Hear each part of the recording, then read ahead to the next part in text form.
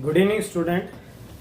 जीत science academy के 11th class के एक फिजिक्स के एक बहुत ही अच्छे टॉपिक में आपका फिर से स्वागत है। प्रोजेक्टाइल मोशन को हम पिछले कुछ वीडियो से लगातार पढ़ते आ रहे हैं।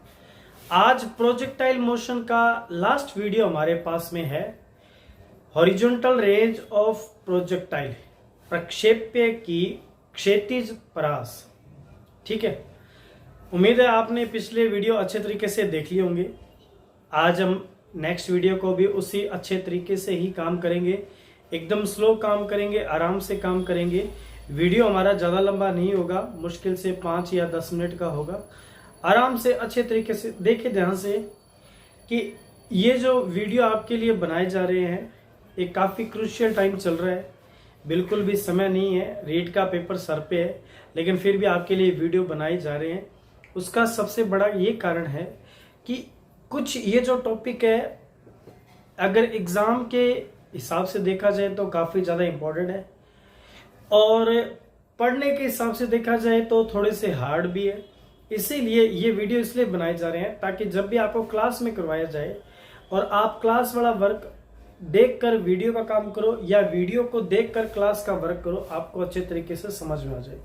तो प्लीज सभी वीडियो को अच्छे तरीके से कंप्लीटली देखिए, चैनल को फुल्ली सपोर्ट करिए, ज्यादा से ज्यादा शेयर करिए, लाइक करिए, फुल कमेंट करिए। ठीक है, तो करते हैं स्टार्ट। प्रक्षेप्य की क्षैतिज परास, थोड़ा सा पीछे से लेते हुए चलते हैं एज यूजुअल, जैसे कि अपने नॉर्मली वर्क करते हैं। ठीक है, डायग्राम हमारे पास में कंप्लीट है। देखिए, क्षैतिज परास, हॉरिजॉन्टल रेंज ऑफ प्रोजेक्टाइल है क्या, इस डायग्राम में कहां है? देखिए, ये एक ऑब्जेक्ट है और इस ऑब्जेक्ट को इनिशियल वेलोसिटी u से आकाश की तरफ थ्रो किया जा रहा है और ये पृथ्वी के गुरुत्वाकर्षण के अधीन ये पिंड गति करता हुआ बिंदु A पर आकर ग्राउंड पे गिर जाता है। देखिए, पिंड को कहां से फेंका जाता है? ग्राउंड से, और पिंड अंडर ग्रेविटी मोशन करते हुए दोबारा कहां आता है? ग्राउंड पे आता है। तो ग्राउंड से चलकर और ग्राउंड पर गिरने तक वो ग्राउंड के ऊपर कितनी दूरी तय करता है, वो ऑब्जेक्ट ग्राउंड पे कितनी दूरी तय करता है। यहां से फेंका गया, यहां गिरा है और आपसे पूछा गया कि ग्राउंड पे कितनी डिस्टेंस कवर की, तो आप क्या करेंगे? बिंदु O से A तक की डिस्टेंस को क्या कर लेंगे? कैलकुलेट कर लेंगे। इस डिस्टेंस को क्या कहा जाता है? इस डिस्टेंस को लिखा जाता है R, और जिसे बोला जाता है horizontal range of projectile, range परास बोला जाता है। आपको ये डिस्टेंस निकालनी कि ये डिस्टेंस कितनी होगी। ठीक है, हम जानते हैं कि ये डिस्टेंस एक क्या है? दूरी है।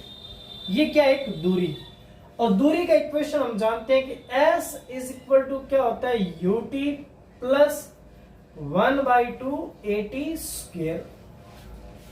अब आप देखिए, ये जो दूरी जो आप कैलकुलेट कर रहे हो, ये जो डिस्टेंस कैलकुलेट की जा रही है, ये कहां पे की जा रही है? ये कौन सा अक्ष होता है? एक्स अक्ष होता है। कौन सा अक्ष होता है? एस अक्ष। तो S को लिखेंगे SX, UX को लिखेंगे UX, टाइम T को लिखेंगे T प्लस 1/2 AXT स्क्वायर। अभी हम इस कैलकुलेशन में कुछ चेंज करेंगे। देखिए ध्यान से, क्या चेंज करने जा रहे हैं, ध्यान से देखिएगा कि यहां पे स्मॉल t, ये स्मॉल t क्या है? ये स्मॉल t है O से चलकर, किसी भी ऑब्जेक्ट को O से चलकर A तक आने में लगा कुल समय। O से चलकर कहां पे? हवा में होते हुए A तक आने में लगा समय, A तक आने में लगा समय। और अगर आपने पिछले वीडियो को ध्यान से देखा है, अच्छी तरीके से समझा है, तो आपको ये पता है कि O से चलकर और इस तरह हवा में चलता हुआ ऑब्जेक्ट जब A तक आता है तो यहां से यहां तक आने में लगा समय, इसे क्या कहा जाता है? ये कहलाता है जी उड्डयन काल। ये क्या कहा जाता है? उड्डयन काल, total time of flight, small T. और इसे क्या कहा जाता है? कैपिटल टी से लिखा जाता है। यहां तक आने में लगा समय क्या होता है जी? कैपिटल टी होता है उड्डयन काल। और ये जो उड्डयन काल होता है, इस उड्डयन काल का मान, इस समय को क्या कहा जाता है? उड्डयन काल। और ये जो उड्डयन काल है, इसका मान होता है जी, हमने पिछले वीडियो में निकाल लिया है 2u sin थीटा अपॉन जी, 2u sin थीटा अपॉन जी। ये आ गया जी t4 टाइम। तो आपको ये जो स्मॉल टी है, सबसे पहले आपको क्या करना पड़ेगा? इस स्मॉल टी को कन्वर्ट करके कैपिटल टी में लिखना चाहिए। ठीक है। और ये जो एस एक्स है, ये क्या चीज होती है? ये जी हम एक डिस्टेंस को शो करते हैं, दूरी को। दूरी कौन सी नापी जा रही है? ओ से ए तक। और ओ से ए तक की हमने जो दूरी है, उससे हमने क्या नाम दिया जी? रेंज, परास। और इसका सिंबल क्या है? आर। तो आप एस एक्स को क्या लिख सकते हो? आर लिख सकते हो। ये जी आ गया आपके पास में एक फॉर्मूला। अब हम पिछले टॉपिक्स में लगातार हम पढ़ रहे हैं कि ए एक्स क्या होता है? एक्स अक्ष की दिशा में त्वरण। क्योंकि हम जानते हैं कि एक्स अक्ष की दिशा में जब ऑब्जेक्ट को थ्रो किया जाता है, तो एक्स अक्ष की डायरेक्शन में कोई फोर्स काम नहीं करता, और फोर्स के काम नहीं करने के कारण इस त्वरण का मान एक्स अक्ष की डायरेक्शन में कितना होता है जी? 0। ठीक है। यू एक्स का वेलोसिटी कितना है? u cos theta. और कैपिटल टी की वैल्यू हम लिखी है जी हमने 2u sin थीटा बटे में जी। कर दीजिए वैल्यू पुट, आ जाएगा आपका आंसर। तो r is equal to u, x की वैल्यू लिखेंगे u cos थीटा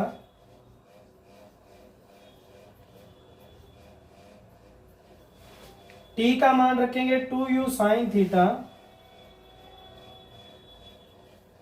बटे में रखेंगे g प्लस 1/2। ax की वैल्यू रखेंगे 0 और t की वैल्यू रखेंगे, दोबारा हम रख सकते हैं 2u sin थीटा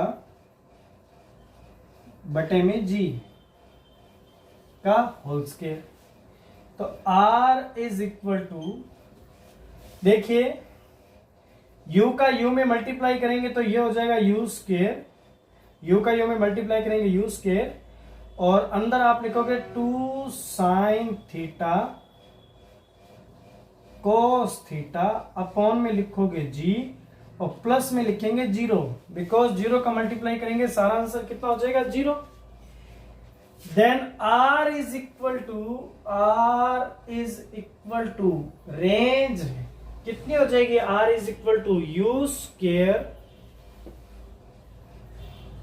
बटे में g। और मैथ्स के स्टूडेंट जानते हैं कि 2 sin theta cos theta is equal to क्या होता है? sin 2 theta. sin 2 थीटा, ये है जी आपका फॉर्मूला, ये है जी आपका आंसर। किस चीज का? प्रक्षेप्य की क्षैतिज परास का आंसर। बड़ा ही आसान सा टॉपिक था, नॉर्मल बिल्कुल जस्ट टॉपिक।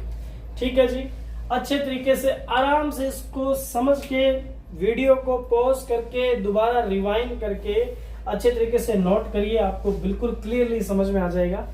अब इसी के अंदर हम एक टॉपिक निकालने जा रहे हैं, देखिए ध्यान से। इसी का एक टॉपिक है, सिर्फ 2 लाइन है उसके अंदर, कुछ नहीं है ज्यादा। तो देखिए ध्यान से,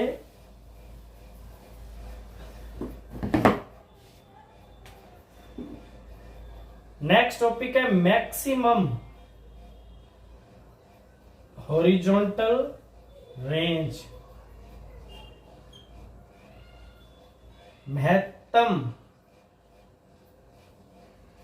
क्षैतिज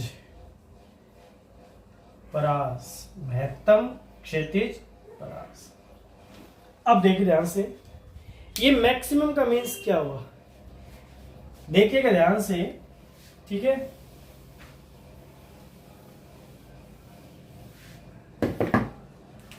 देखिए एक डायग्राम को ध्यान से देखिए। एक तो किसी व्यक्ति ने ऑब्जेक्ट को इस तरीके से फेंका और वो ऊपर जाके ऐसे आ गया। सेकंड, किसी व्यक्ति ने ऐसे फेंका और वो ऐसे आ गया।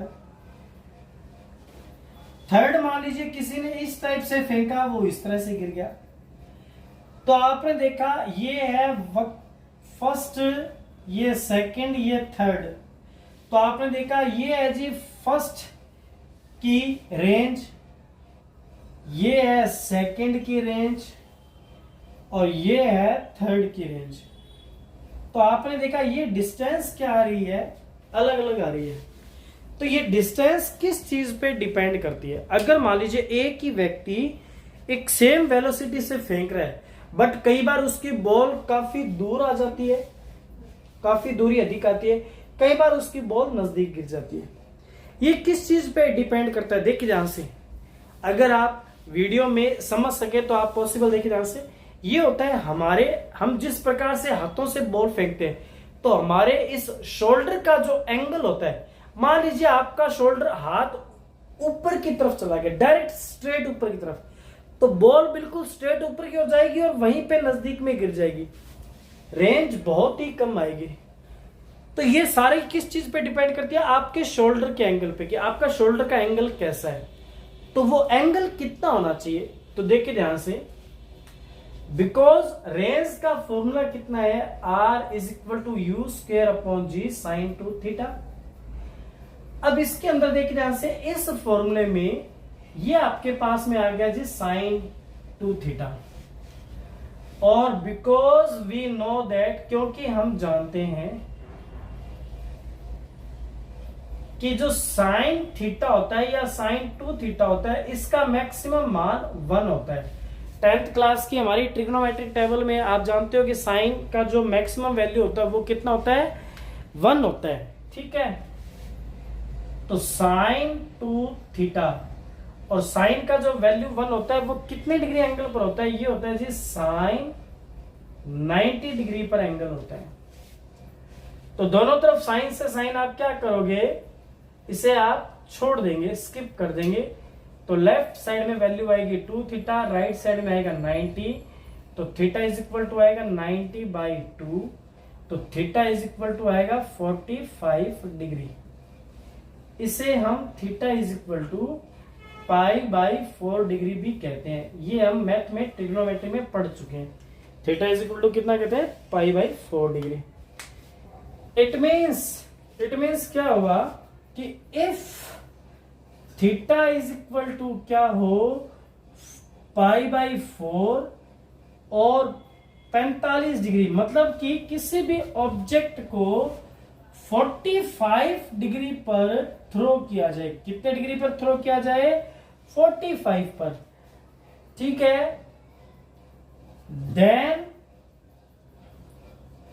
जो रेंज होती है R, वो क्या हो जाती है, वो R मैक्सिमम हो जाती है। उस R की वैल्यू क्या हो जाती है जी, मैक्सिमम। R की वैल्यू हो जाती है मैक्सिमम।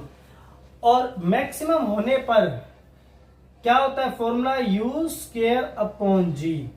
साइन 2 थीटा का मान कितना हो जाता है, 1, क्योंकि हम जानते हैं कि जब थीटा का मान 45 डिग्री होता है, जब थीटा का मान कितना होता है 45 डिग्री, तो आप यहां पे रखेंगे साइन 2 इंटू 45 डिग्री, तो 2 इंटू 45 साइन 90, साइन 90 का मान कितना होता है 1, तो ये हो जाएगा 1, तो ये 1 हो जाएगा। 1 होके इसे आप रिमूव कर देंगे तो R मैक्सिमम रेंज का फॉर्मूला होता है जी U स्क्वायर अपॉन जी। और आपसे डायरेक्ट क्वेश्चन पूछा जाता है, दो ही टाइप के इसमें क्वेश्चन, 3 टाइप के क्वेश्चन बनते हैं। एक बड़ा क्वेश्चन ये बनता है कि मैक्सिमम रेंज को आप किस प्रकार से प्रूफ करेंगे, इस प्रकार से प्रूफ करता है, बड़े आसान है। दूसरा एक छोटा क्वेश्चन ये बनता है कि कोई भी इंसान है, वो किसी ऑब्जेक्ट को, किसी वस्तु को महत्तम क्षैतिज परास, मैक्सिमम हॉरिजॉन्टल रेज पर थ्रो करना चाहता है, तो उसे कितनी डिग्री पर ऑब्जेक्ट को थ्रो करना होगा, उसे कितनी डिग्री पर थ्रो करना होगा, 45 मींस 45 डिग्री पर थ्रो करना होगा।